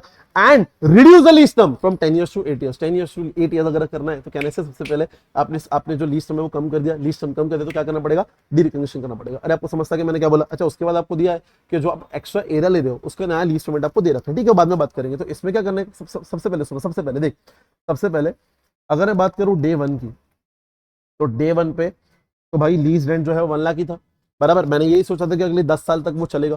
बराबर, और at a discounting factor which is 6% only, जो आपका ओरिजिनल डिस्काउंटिंग फैक्टर है। तो मैंने ले लिया RO account debit to lease liability, बराबर। फिर मैंने क्या किया, मैंने आरओ एसेट को ईयर 6 के एंड पे लेकर आया, लीज लायबिलिटी को ईयर 6 के एंड पे लेकर आया, because at the end year 6 modification हो रहा है, बराबर। अब सवाल आते हैं कि सर कौन सा मॉडिफिकेशन करने का, बिकॉज क्वेश्चन में रीमेजरमेंट का अकाउंटिंग का भी बात की है और क्वेश्चन में डी रिकॉग्निशन की बात की है। कैसा आपको अगर पता रहेगा, स्कोप बढ़ाने का बात भी किया है, लीज टर्म कम का ही बात किया। तो एक चीज हमेशा याद रखना, सबसे पहले क्या करने का पता है, डी रिकॉग्निशन करने का, उसके बाद रीमेजरमेंट अकाउंटिंग करने का। तो डी रिकॉग्निशन जो अपन करेंगे, अपन बोलेंगे देख आरओ एसेट जो है लाइफ 5 साल है, बराबर। अपन ने क्या किया, डी रिकॉग्निशन करा, बराबर। तो अपन ने 2 साल से कम कर दिया, अपन ने क्या बोला, 2 साल से कम कर दिया ना, तो अपन बोलेंगे देख जो भी ओपनिंग बैलेंस है इनटू 2/5 बाहर कर दो और तुम्हारा क्लोजिंग बैलेंस आ जाएगा। फिर लीज लायबिलिटी का भी अपने पास ओपनिंग बैलेंस है, बराबर, कौन सा, 6 ईयर के एंड का। लेकिन इसको तुम ऐसे मत करना भाई, बिकॉज अगर इनटू 2/5 कर दोगे, इसका मतलब क्या है, तुम कोई भी 2 साल बाहर कर रहे हो। अपन कोई भी 2 साल बाहर नहीं कर रहे बच्चा लोग, अपन लास्ट के 2 ईयर 9 ईयर 10 उसको डी रिकॉग्नाइज कर रहे हैं। तो अपन इसके लिए एक वर्किंग नोट बनाएंगे, अपन खड़े हैं ईयर 5 के एंड पे, अपन ईयर 9 और ईयर 10 जो है डी रिकॉग्नाइज कर रहे हैं, बराबर। अपन ईयर 9 ईयर 10 डी रिकॉग्नाइज कर रहे हैं। अच्छा, ईयर 9 और ईयर 10 का लीज रेंट अपन ने कितने पे इंक्लूड किया था, अपन इंक्लूड किया था 1 लाख और 1 लाख पे। अच्छा, यहां डिस्काउंटिंग फैक्टर ओल्ड आएगा। आप बोलोगे सर मॉडिफिकेशन में तो हमेशा नया डिस्काउंटिंग फैक्टर यूज करते हैं ना, एकदम सही है। पूरे मॉडिफिकेशन में हमेशा नया डिस्काउंटिंग फैक्टर यूज होता है, खाली डी रिकॉग्निशन में पुराना डिस्काउंटिंग फैक्टर यूज होता है। वापस से क्या बोला, पूरे मॉडिफिकेशन में नया डिस्काउंटिंग फैक्टर यूज होता है, खाली डी रिकॉग्निशन में पुराना डिस्काउंटिंग फैक्टर यूज होता है। अरे आपको समझता है कि मैंने क्या बोला, तो अपने को क्या करना पड़ेगा, अपने को भी सीधी बात है पुराना डिस्काउंटिंग फैक्टर लेना पड़ेगा बच्चा लोग। अरे आपको समझता है कि मैंने क्या बोला बच्चा लोग, एक नंबर से समझ गया, कोई दिक्कत नहीं, कोई प्रॉब्लम नहीं। अच्छा, फिर उसका क्या करेंगे, उसका भी अपन क्या करेंगे, पीवी निकालेंगे। अरे आपको समझता है कि मैंने क्या बोला, क्यों सर ऐसा, बिकॉज बेटा तूने जो उसको इंक्लूड किया था पुराने डिस्काउंटिंग फैक्टर पे इंक्लूड किया था, बाहर करेगा तो भी तेरे को पुराना डिस्काउंटिंग फैक्टर बाहर करना पड़ेगा। अरे आपको समझता है कि मैंने क्या बोला, एक नंबर। तो अपन क्या करेंगे, अपने को आ जाएगा 1,54,000, तो अपन बाहर कर देंगे तो अपने को दोनों के क्लोजिंग वैल्यूज आ जाएंगे। अरे आपको समझता है कि मैंने क्या बोला, एक नंबर सर, एक नंबर। तो जर्नलिटी फॉर डी रिकॉग्निशन क्या होगा, लीज लायबिलिटी को बाहर करना है तो उसको डेबिट करना पड़ेगा, बिकॉज लीज लायबिलिटी क्रेडिट होता है, बाहर करने के लिए डेबिट करो। अच्छा, आरओ एसेट डेबिट होता है, बाहर करने के लिए क्रेडिट करना पड़ेगा। तो lease liability to RO asset जो अपने ऊपर वाला जो वर्किंग नोट में ये जो दोनों फिगर्स है, ये दोनों उसकी बात हो रही है। अरे आपको समझता कि मैंने क्या बोला, तो उसके बाद जो डिफरेंस अमाउंट है वो कहां जाएगा, that will go to PNL, it is the gain on derecognition. अरे आपको समझता कि मैं क्या बोला, एक नंबर से। अच्छा, देन अब मॉडिफिकेशन होने के बाद आरओ एसेट और लीज लायबिलिटी का क्लोजिंग वैल्यूज अपने को ऊपर से मिल जाएगा, बराबर। देखो ना, ये 220 और 261 अगर आप देखोगे, देखो इधर ही निकाल लिया अपन ने।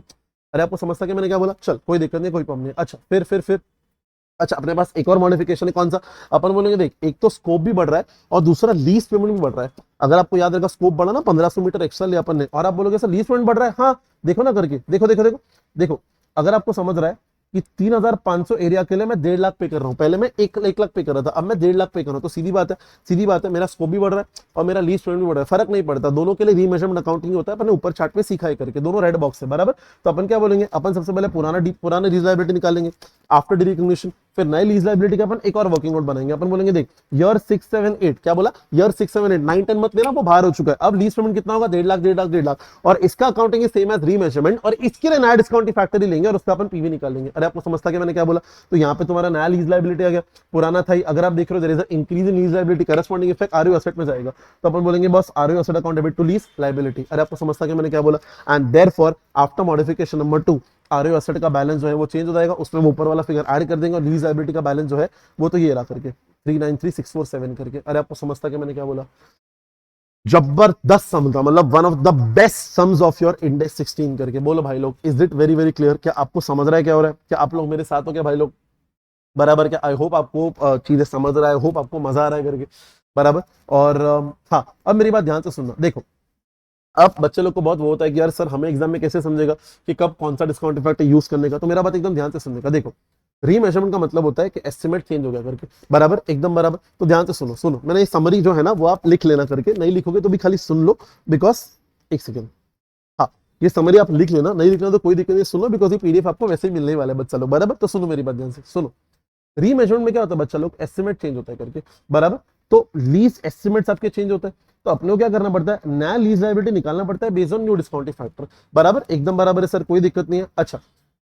अच्छा, और ली या तो फिर लीज पेमेंट के एस्टिमेट चेंज होते हैं, तो अपने को क्या करना पड़ता है, नया लीज लायबिलिटी निकालना होता है based on old discounting factor. अरे समझता कि मैंने क्या बोला, यस सर। अच्छा, दोनों लीज पेमेंट और लीज टर्म चेंज हो गया तो नया डिस्काउंटिंग फैक्टर। ये किसकी बात करी मैंने, रीमेजरमेंट की समरी की बात हो गई। अच्छा, अब मॉडिफिकेशन की बात करते हैं। मॉडिफिकेशन मतलब अमेंडमेंट होता है। देख, एक होता है डी रिकॉग्निशन। डी रिकॉग्निशन मतलब या तो लीज टर्म चेंज, या तो लीज टर्म कम हुआ, या तो फिर तुम्हारा स्कोप कम हुआ, तो सीधी बात है मॉडिफिकेशन हो गया। तो अपनों क्या करना पड़ेगा, लीज लायबिलिटी को डी रिकॉग्नाइज करना पड़ेगा at the old discounting factor. अरे आपको समझता कि मैंने क्या बोला। और जो बाकी के सारे मॉडिफिकेशन है उसके लिए नया लीज लायबिलिटी एट नया डिस्काउंटिंग फैक्टर, खत्म। ये समरी भी मैंने आपको लिखा दिया कि कब कौन सा डिस्काउंटिंग फैक्टर होना चाहिए। Am I very very very clear. अरे आपको समझता कि मैं क्या बोला।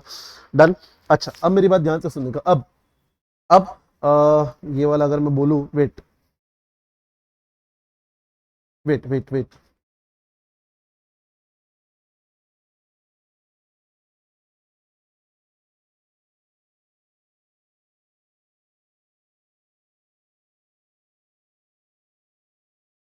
डन।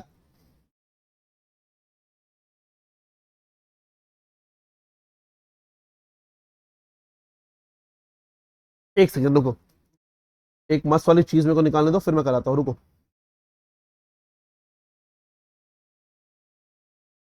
ये रहा, ये रहा, ये रहा, ये रहा,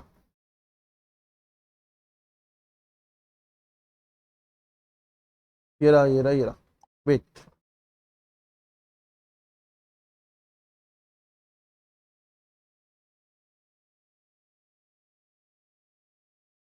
हाँ, एक नंबर। हाँ, एक ये छोटा कॉन्सेप्ट देख लेते हैं, ध्यान से सुनने का, सुनो। देखो देखो, ध्यान से सुनो। अब there is a concept called as, अब एक आता है लेसर का काउंटिंग होता है, वो अपन करेंगे बाद में, कोई दिक्कत नहीं है। देखो, इंडेक्स 116 के ना दो पार्ट्स में रिवीजन होंगे, 1 आवर 15 मिनट्स मैक्सिमम। ठीक है, पूरा इंडेक्स 116 आपके दो पार्ट्स में हो जाएगा, बराबर ना। अच्छा, अब छोटा छोटा कॉन्सेप्ट और पढ़ाता है, फिर आज का सेशन अपन एंड करते हैं, बराबर ना। ऐसे में सारे बड़े चैप्टर्स का रिवीजन आपको कराऊंगा, जो आपको पता रहेगा आपके एफआर में 6 बड़े चैप्टर्स है। ठीक है, तो उन सबका रिवीजन मैं आपको एकदम अच्छे से कराऊंगा। अरे आपको समझता कि मैं क्या बोला। चलो ध्यान से सुनो, मैं क्या बोलने की ट्राई करूँ, सुनो।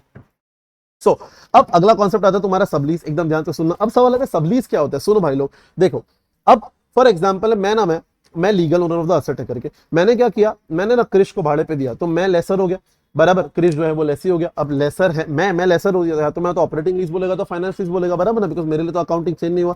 अच्छा, लेकिन क्रिश जो है वो तो लेसी है, वो बोलेगा RO asset account debit to lease liability. इसको प्यार से अपन बोलते हैं हेड लीज करें। क्या बोलते हैं, हेड लीज। अच्छा, हमारे कॉन्ट्रैक्ट में होना चाहिए कि चाहो तो क्रिश जो है वो किसी और को भी दे सकता है करके, बराबर, सब लीज पे। अब क्रिश ने क्या किया पता है, सच में कृष्णा को दे ही दिया लीज पे। इसको प्यार से सब लीज बोलते हैं। क्या बोलते हैं, सब लीज करके। अब क्रिश जो है वो इंटरमीडिएट लेसर हो जाएगा। क्या हो जाएगा, इंटरमीडिएट लेसर। वो या तो ऑपरेटिंग लीज या फाइनेंस अपनी बुक्स ऑफ अकाउंट्स में दिखाएगा, और कृष्णा जो है वो लेसी है, वो या तो बोलेगा या तो आरओ एसेट या तो फिर लीज लायबिलिटी। अरे आपको समझता कि मैं क्या बोला, वो या तो बोलेगा या तो आरओ एसेट या तो फिर लीज लायबिलिटी। आपको समझा। तो सवाल है अकाउंटिंग कैसे होता है, सुन। अकाउंटिंग किसके लिए, इंटरमीडिएट लेसर। इंटरमीडिएट लेसर मतलब क्रिश करके, सुन।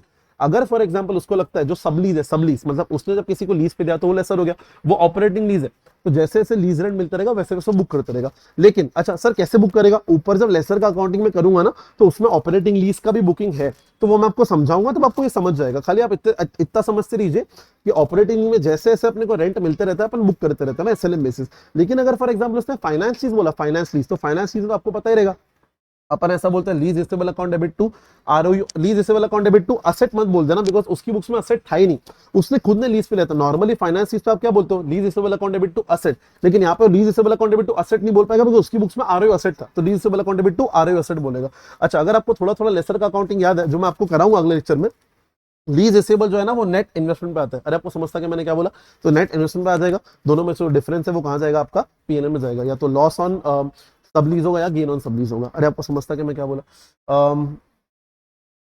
I think that's it guys, आपके दैट्स इट। आई थिंक छोटे छोटे 2 से 3 कॉन्सेप्ट बाकी है जो अपन इसके नेक्स्ट लेक्चर में करेंगे। आई होप आपको आज का लेक्चर बहुत ज्यादा पसंद आया रहेगा।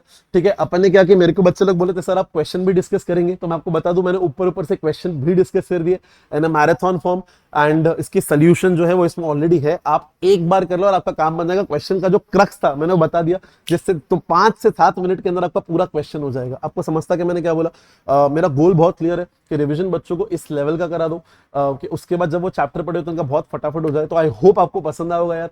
पसंद आए तो प्लीज चैनल को सब्सक्राइब कर देना, कमेंट डाउन कर देना जो भी आपको अच्छा लगे।